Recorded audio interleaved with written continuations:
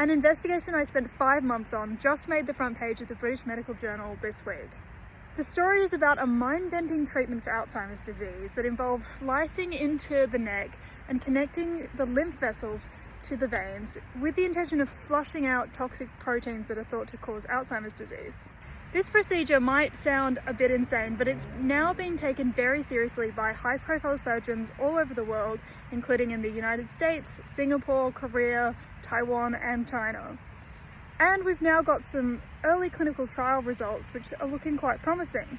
But, and this is the mic drop part, the Chinese surgeon who invented this procedure and promoted it widely throughout China to the point where it was being done thousands of times per year, a surgeon called Qingping Zi, has been held in detention for the last 10 months without charge in China under suspicion of insurance fraud, and he claims he's innocent, and I'm the first person to report in the media that he's being held and being denied medical treatment for heart disease, which could kill him, and did kill his twin brother last year, who was also a physician. And he was detained 2 months after China banned the procedure across the whole country because of a lack of evidence for its efficacy.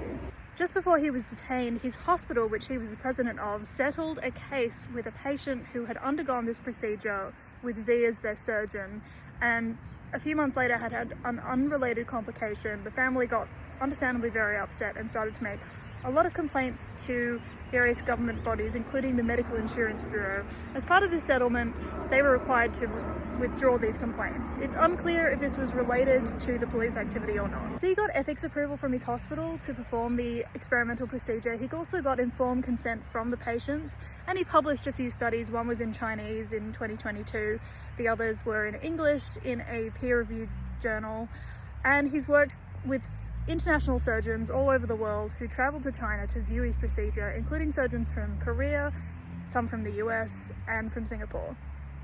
And Zi also traveled to the United States to give lectures about his procedure. Zi's promotion of his technique to surgeons all over the world was one of the critical factors that led to clinical trials taking off. As part of this story, I spoke to 2 families who traveled to China for Zi's procedure. Both families were very happy with the service, despite having spent $40,000 US, including travel expenses, to get this surgery done. And despite hearing that Zi is now in prison. One of these families said that their relative with a neurodegenerative disease was now doing so much better post-surgery. Of course, that's just an anecdote, it's not scientific evidence, and there are many reasons why anecdotes like that can be quite unreliable. Zi's daughter is very concerned about her father's health. She's been receiving handwritten letters from him saying that he's losing his eyesight